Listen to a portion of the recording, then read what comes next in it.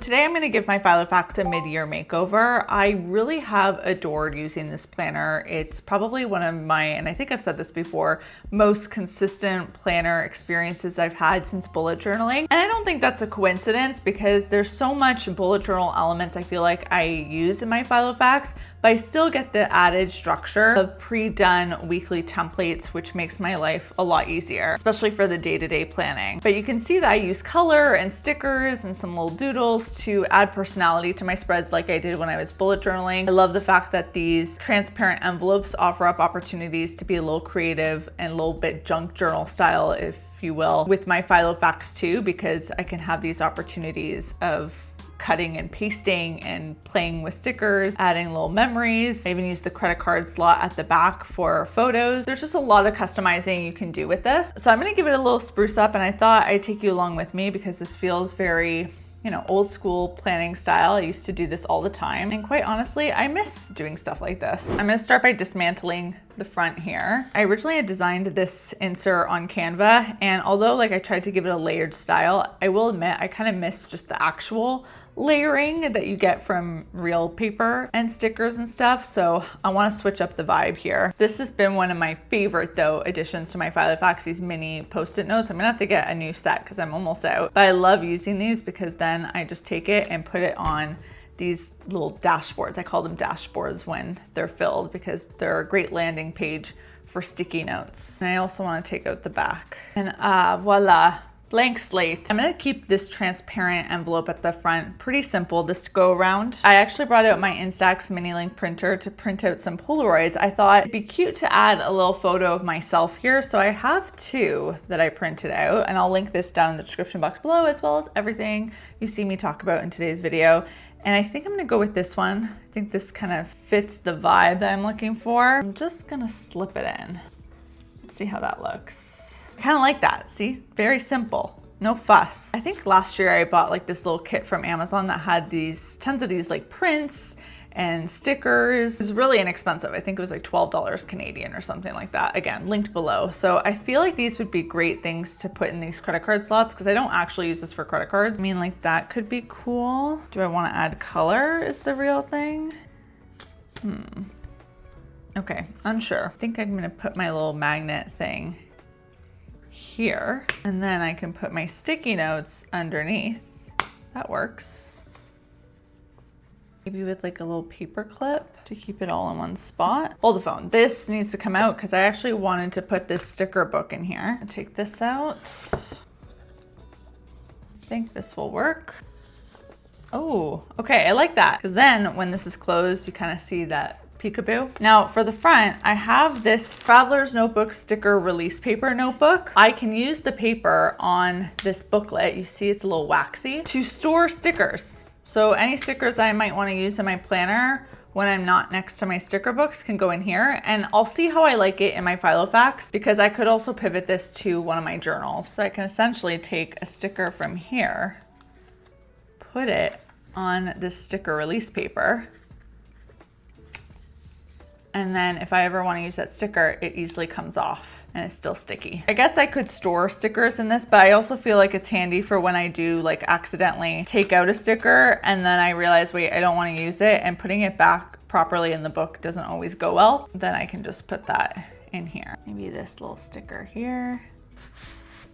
I also have these transparent sticky notes I think would be really great to have in my filofax. This feels like a good stopping point, and then we can always return back to it. So I'm gonna keep flipping here. I feel like I'm gonna take out this chunk of the calendar because it's at this point already July 2025, so I feel like it's taking up space. I have to figure out what my solution is for storing these old planner pages because I don't want to get rid of them. You may recall that this was the first fun divider page that I did when I first set up my filofax. I still really like it, so I'm keeping it in this notebook. Now we're at the planner spread. So I want to take a moment to talk about this one in particular. This was this week's because this is where I feel like my bullet journaling past really just boom, came into play here. When you look at a blank filofax spread, it can look quite boring, right? But at the same time, it's really convenient the way that it's already pre-laid out, and you can just quickly write down what you need to get done if that's how you need to use your planner. But because I take some time at the beginning of the week, like, and I mean like 10 minutes of time, this isn't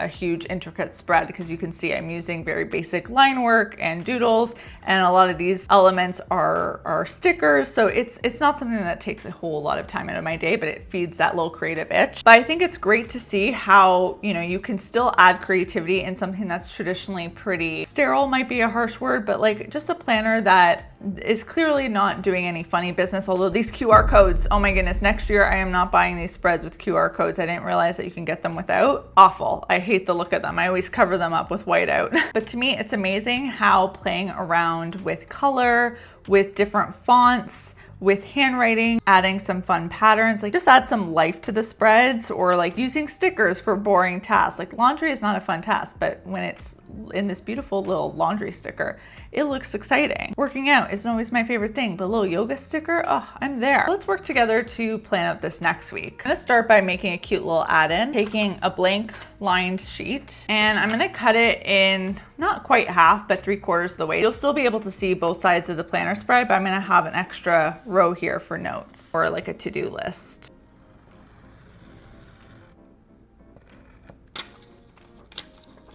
I think I'm gonna use this. Add a fun border. Ta-da! Ow! I've got some sunlight invading the shot here. So here I'll just do, and I'll add some pre-done circles that I can sprinkle some stuff in there. And what's great is this to-do list theoretically can then come with me over to the next week if I like don't get through everything and that kind of stuff. I usually like to do some sort of design on the top left here, so I'm really just gonna use my highlighter here to make a really basic pattern. These gotta go.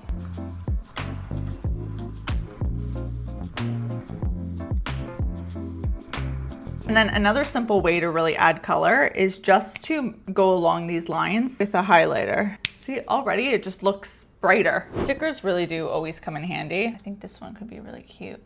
I think I might even add this nice cool flag at the top. Maybe I'll add this little relax sticker. Zen out candles. If you remember my bullet journal days, I tended to like more of a vertical spread, and these are obviously horizontal. So sometimes what I do to make it a little faux vertical is I divide the rectangles up. So here I could write the theme of the day or the main event of the day, content, planning, and then again with my little pink highlighter, I can make a little checklist, write down YouTube, videos, short form, and newsletter. Which if you don't already know, you can sign up to my Monday morning newsletter that is always geared to start your Monday morning on the right foot by clicking the link in the bio.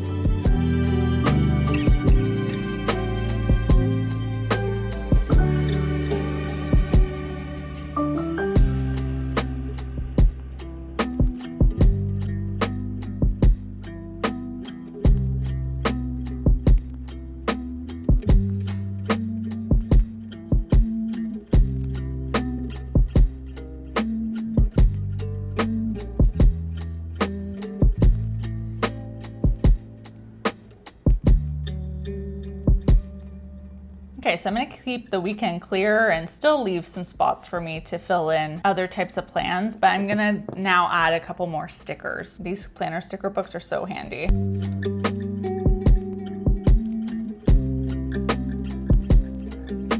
You can see I'm going for a very specific pink theme, but I think that's another great way to just keep things looking like it's all clicking together. So there you go, there's that. No, I'm not doing anything revolutionary here, but I do think it adds a little like sparkle. Moving on to my other divider. The Pokemon card is coming out. I'm just gonna turn this around. So a few weeks ago, I did this TBR bingo. I think I only showed it on short form. I don't remember if I talked about it on the YouTube channel, but I thought this planner would be a great place for it to live. But as you can see, it is too big for the planner. So I designed a smaller sized one that can go in the filofax, like personal sized envelopes. Of course, if you had a hole puncher, you could also hole punch it. It would cut into some of the books, but c'est la vie. Also, best not to look at this one too closely because my printer was having not a fun time printing. I don't know what went down. I think maybe the ink's running out, but I'm not going to print it out again and waste a perfectly acceptable TBR bingo. But this is going to become one of my dividers. And if you're interested in customizing your own TBR bingo with like the covers that you want to read, I'll have a link in the description box below, both for the filofax personal size planner, but also just the regular size one that I have here in case you want to do that. And then every time you finish a book on the TBR bingo, you can mark it with a sticker, which you could do here on the envelope. I mean, I could even take some washi tape and mark it off that way. And then once you hit bingo, you can kind of come up with a treat for yourself. You can maybe write that like prize down here, or maybe write down your favorite book that you tackled of this bingo card. But I think that works so perfectly. And then I've got that fun little doodle. Wait, I could maybe put the Pokemon card still at the back here.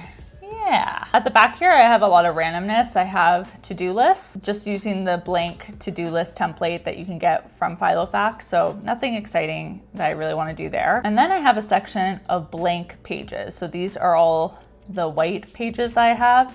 And then I have a section of colored ones. I want to use one of these white ones in a bullet journal style way to keep track of a new fitness goal I have. I'm doing the 25 days of Pilates challenge with Pilates by Izzy. I'm on day 2 and I'm hating my life. 1, 2, 3, 4, 5.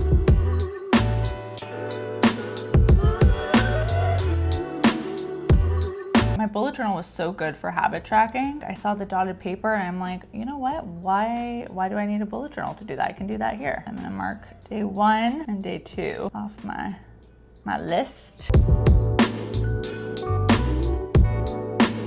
We had to see some stickers coming, right? A little workout bag moment. And then I'll write date completed. Where's my ruler? The tracker can just be really great at motivating you when you don't feel super motivated. So I'm excited to just visually see this fill itself in as I tackle each day, but I cannot emphasize how much I did not like day 1 and day 2. I haven't ever really used these pages in this way, but I feel like I'm gonna be more inspired to do that and have like little components of what I used to do in my bullet journal here. I think I'm gonna leave it at that. I had a lot of fun giving my planner a little mid-year update. Felt very old school Caitlin's Corner to be doing this video, but I hope you had fun with it. And let me know if you want to see more planner videos like this. I'll see you guys soon with a new one. And until then, bye guys.